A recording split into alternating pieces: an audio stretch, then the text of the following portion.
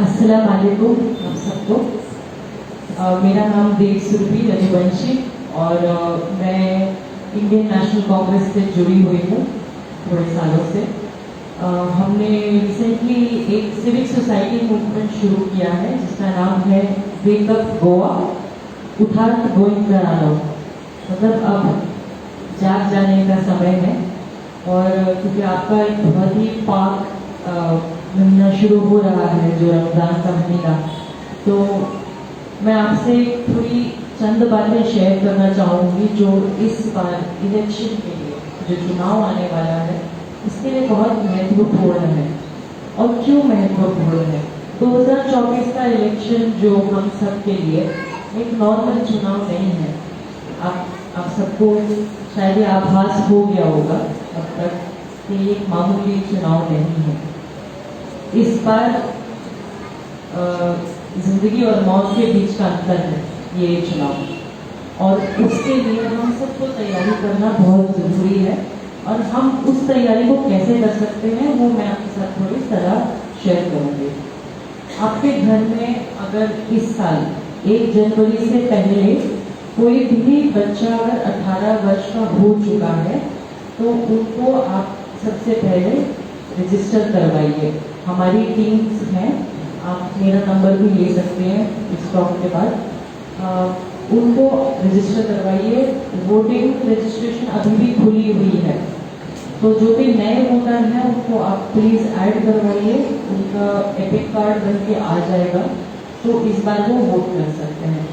दूसरी चीज़ जो हो रहा है, काफ़ी सारे लोगों का नाम वोटर लिस्ट से बगैर बताए डिलीट किया जा रहा है, तो इस बार बहुत ज़रूरी है कि आप इंश्योर करें कि अगर आपके पास वोटिंग कार्ड है तो आप अपने आप को वेरीफाई कर लें कि आपका नाम हटा ना हो।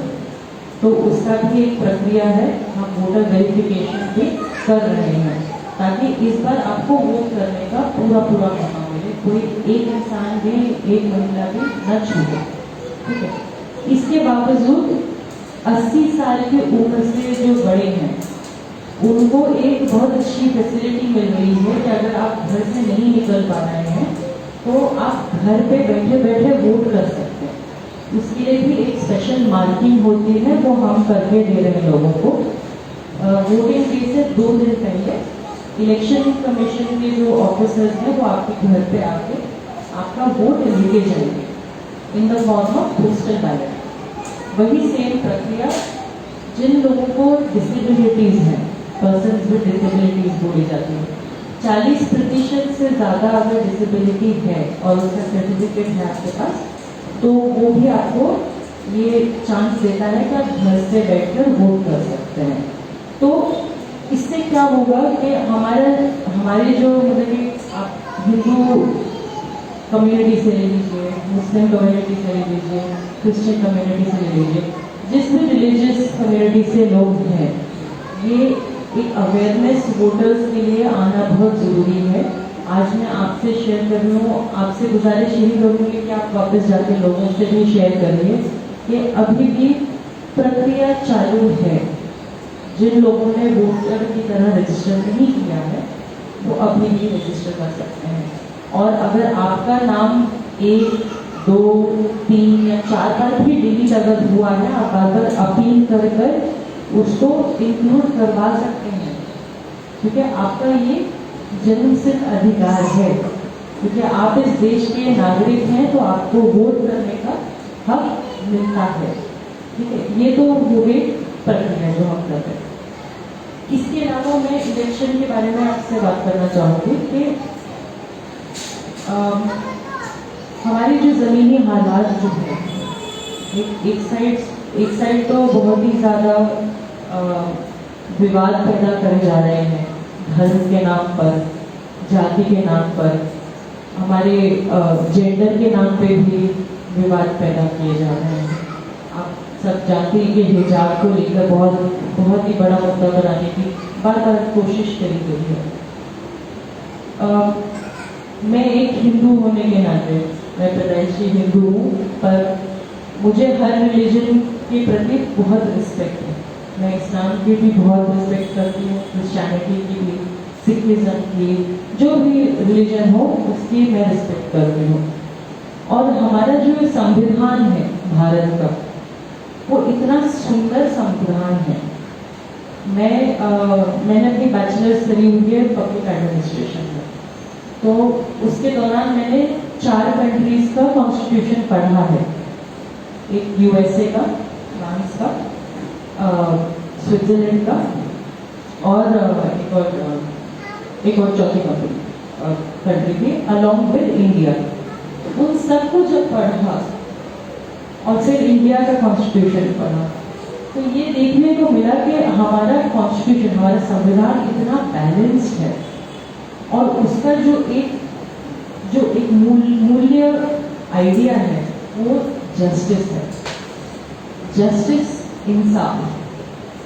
ये देश हम सबका है और इक्वली हम सबका है, चाहे आप किसी भी कौम के हो, किसी भी जाति के हो, किसी भी धर्म के हो, ये देश बराबर हम सबका है। तो उस देश को बचाने के लिए और उसके संविधान को बचाने के लिए हमारे पास सबसे पहला जो हथियार होता है हाथ में, वो वोट का होता है। और इस इलेक्शन में वोट करना बहुत बहुत इम्पोर्टेंट है। और वोट करने के बाद सिर्फ नहीं कि जब 5 साल में एक बार आया इलेक्शन हमने वोट कर दिया और खत्म हो गया। मैं इस माध्यम से आपसे आग्रह ये भी करूँगी कि जितना एक हम, शायद मैं थोड़ा ज़्यादा बोल रही हूँ, बट जितना हम अपने धर्म के प्रति प्रेम रखते हैं, उतना अपने संविधान के प्रति प्रेम भी रखना बहुत ज़रूरी है, क्योंकि ये संविधान ही है जो हम सबको बचाए रखता है। और जो एक समानता, एक प्रोटेक्शन जो हमें मिली हुई है इतने सालों से, वो हमारे संविधान से ही मिली है। तो संविधान को बचाने के लिए वोट देना सबसे इम्पोर्टेंट। सेकेंड बात, आपके आसपास जो चीज़ हो रही है उसके बारे में जागरूकता रखना, उसके बारे में बोलना, अपनी आवाज़ को बुलंद करना, वो भी आपका बहुत बड़ा रिस्पॉन्सिबिलिटी है। और ये नहीं कि क्योंकि आप औरतें हैं तो आपको बोलना नहीं चाहिए। मेरे हिसाब से हम औरतें हैं तो हमें और ज़्यादा बोलना चाहिए, क्योंकि हम औरतें जो हैं हर दायरे में, चाहे हमारी फैमिली का हो या बाहर हो, हम ही चलाती हैं, है कि नहीं? ये देश कौन चला रहा है? लोग समझते हैं सोसाइटी में कि आदमी सब लोग चला रहे हैं, ये सच नहीं है ना। औरतें हैं इसलिए समाज चल रहा है। तो पॉलिटिक्स में हमारी हिस्सेदारी और भागीदारी क्यों नहीं होनी चाहिए? आदमियों की ही आवाज़ क्यों सुननी चाहिए वहाँ पर? जब हक हमारा भी है तो हमारी आवाज़ भी सुननी चाहिए। तो वोटिंग के अलावा मैं आपसे आग्रह करूँगी कि इस बार आप लोगों को बोलिए कि वोट करिए, बट उसके आगे जाने के बाद भी प्लीज़ बात करते रहिए। आपके आसपास क्या हो रहा है, क्या सही है, क्या गलत है, एक दूसरे से पॉलिटिक्स के बारे में बात करना एक नॉर्मल चीज़ होनी चाहिए। तो ऐसा नहीं होना चाहिए कि पॉलिटिक्स गंदी चीज़ है, इसके बारे में बात करना बहुत जरूरी है।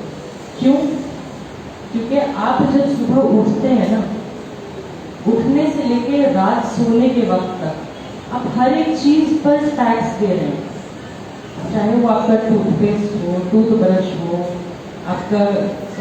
आपकी अंडरवेयर भी हो, आपका खाना पीना हो, जो कुछ भी हो, A to Z, आपकी कंघी से लेकर आपके कपड़े तक, हर चीज़ का आप टैक्स दे रहे हैं। और अगर आप टैक्स दे रहे हैं तो आपकी ऑटोमेटिकली इस देश के भविष्य की और प्रेजेंस में हिस्सेदारी है। तो आपके जब जीवन में इतना इन्फ्लुएंस हो रहा है, तो क्या आपकी आवाज़ उसकी इंक्लूड होनी चाहिए, नहीं होनी चाहिए? होनी चाहिए ना। तो इसलिए मैं आपको बहुत सिंपल तरीके से समझाना चाह रही थी कि आप बाय डिफॉल्ट पॉलिटिक्स में ऑलरेडी इंक्लूडेड हैं, पर यह है कि आपकी चुप्पी की वजह से दूसरे लोग फायदा उठा रहे हैं। तो चुप्पी नहीं रहनी चाहिए। हिस्सेदारी और अपनी भागीदारी आपके हाथ में है, आप कितना रखना चाहते हैं। तो यही कहकर मैं समाप्त करती हूँ। प्लीज़ आप अपने आसपास लोगों को प्रेरित करिए, इस बार वोट करने के लिए रजिस्टर करिए। और आगे जाके मैं तो आपसे बोलूँगी प्लीज़ आके पॉलिटिक्स में अपने आप को इन्वॉल्व करिए। औरतें सब कुछ चलाती हैं तो पॉलिटिक्स भी चलाना चाहिए। धन्यवाद आपका।